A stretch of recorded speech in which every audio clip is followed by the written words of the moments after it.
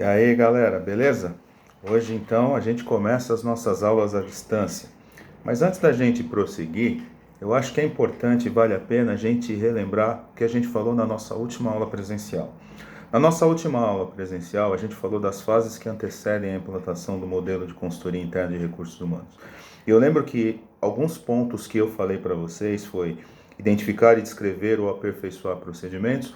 Só relembrando, né, a empresa que não tem procedimentos precisa identificar os processos e descrever os procedimentos, e as empresas que já têm os procedimentos descritos precisam ver se eles estão aperfeiçoados ou se eles precisam ser melhorados, né? Falei também da importância de avaliar a estrutura e a composição da equipe de profissionais de RH, aquele mapeamento para a gente saber em que nível cada profissional está. A gente sabe que nem todo mundo está no mesmo nível, né? Isso independente de RH, em qualquer área, mas é importante a gente avaliar quem são os profissionais que a gente tem, para a gente saber como é que a gente vai estruturar tanto a área de RH, quanto os profissionais que vão fazer esse link, né, entre as áreas ou as demais áreas da organização e a área de recursos humanos. Mensurar competências necessárias. Falamos bastante aqui também da importância de saber que competências a gente acha importante que a empresa tenha, ou que competências é importante que os processos ou que as pessoas, enfim, que a organização precisa, para a gente saber com quem a gente pode contar. São duas frentes bem próximas, né? Saber o que a empresa precisa para a gente saber quem melhor se adapta aí nesse novo desafio da organização. Ou seja, falamos bastante de coisas que são importantes antes da implantação propriamente dita. Disse para vocês que não é algo que acontece do dia para a noite, mas que precisa ser muito bem pensado, muito bem planejado. Isto posto, a gente começa a avançar aqui nos nossos estudos e a gente começa a falar do que é necessário, o que eu preciso para implantar. Então, beleza, a gente decidiu que a gente vai adotar a implantação, né? A gente vai adotar essa estratégia de usar a área de recursos humanos como uma área estratégica do negócio e não apenas como cumpridor de obrigações ou de coisas burocráticas. E aí a gente começa a falar sobre o que é importante ou o que é necessário. Uma das coisas que a gente pode fazer é realizar um benchmarking. O que é um benchmarking? Vamos lá, vamos falar um pouquinho sobre benchmarking.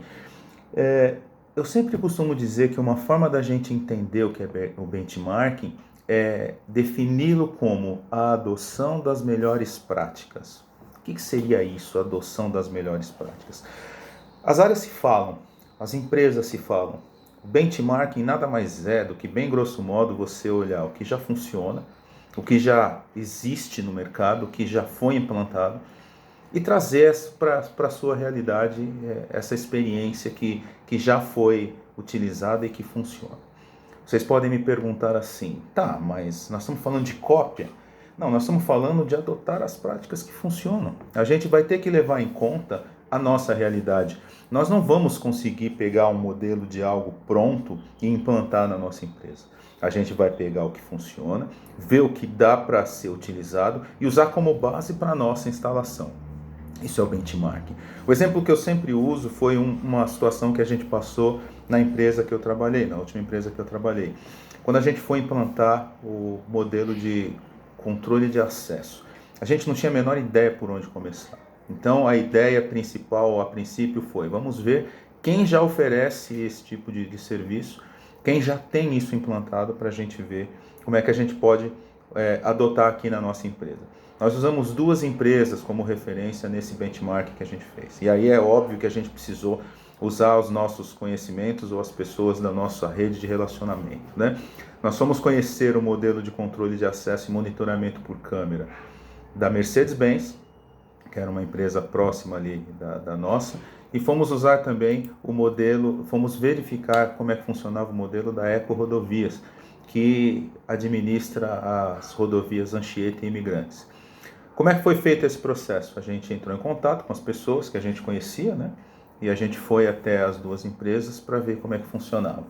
Quando a gente pensa na Mercedes-Benz, que é também uma empresa, uma montadora de veículos, como era a empresa que eu trabalhava, é lógico que fica mais próximo daquilo que a gente precisava. Então, a gente basicamente precisava de uma ferramenta que controlasse o acesso das pessoas e, eventualmente, que também tivesse ali um monitoramento por câmeras para que a gente pudesse controlar algumas outras coisas. Mas o principal era o controle de acesso, ou seja, as pessoas que entram e saem da empresa.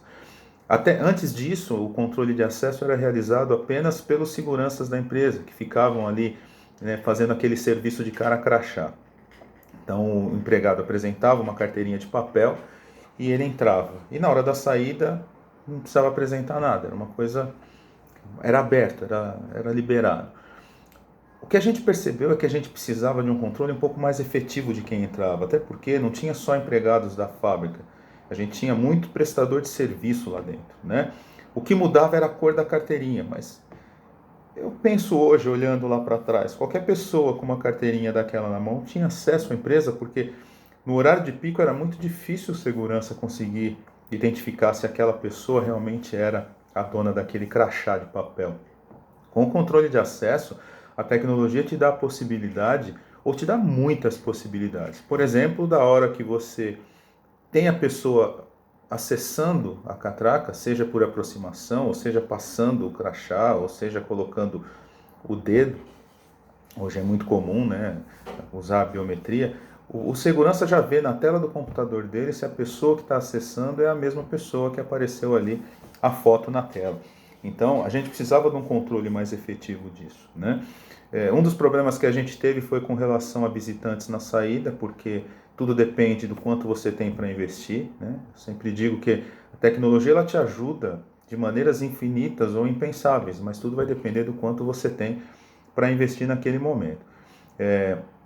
Eu acho que naquele momento que a gente precisava realmente era conseguir controlar esse acesso e a gente conseguiu dentro do que a gente tinha em mãos, a gente conseguiu fazer. A gente vê em prédios, por exemplo, né, você tem ali na saída um cofre coletor na própria catraca, onde a pessoa, para sair, ela precisa depositar o cartão ali para que ela não leve esse cartão embora. Esse foi um dos problemas que a gente teve no controle de acesso, né? A gente não tinha uma verba tão grande a ponto de conseguir instalar tudo o que a gente precisava, e aí a gente precisou adotar outras alternativas para evitar que esse visitante levasse o nosso crachá embora, o nosso cartãozinho de acesso embora. Mas esse foi um exemplo de benchmarking que a gente fez na Mercedes-Benz. Muitas coisas que eles utilizavam lá na época serviram de base para as definições de como a gente ia adotar isso na prática lá na nossa empresa. Com relação a eco-rodovias, eles não tinham ali um processo de controle de acesso que atendesse à nossa necessidade, mas o monitoramento deles das rodovias era uma coisa sensacional. Então, eles ajudaram a gente mais no que se refere ao monitoramento por câmeras do que o controle de acesso propriamente dito. Mas serviu e muito para a gente entender dentro da nossa realidade como é que a gente poderia atuar com relação ao controle de acesso e monitoramento por câmeras, né?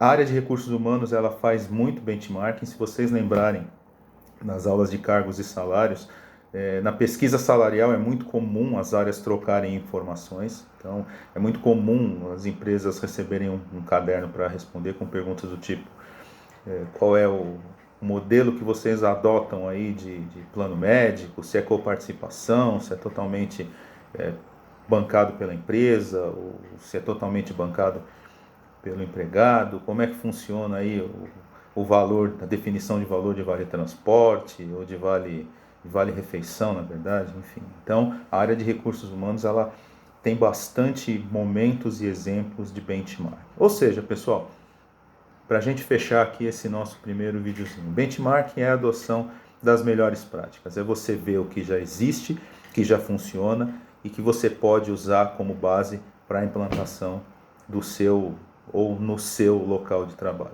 Isso é muito comum, é muito mais comum do que parece, né? Então a gente só não pode esquecer de levar em conta quais são os recursos que a gente tem disponíveis, porque não é porque funciona em um lugar que vai funcionar em outro. A gente tem que entender o que pode ser usado, o que pode ser adaptado dentro da nossa realidade. Beleza? Fica aí a primeira, benchmarking. Um abraço.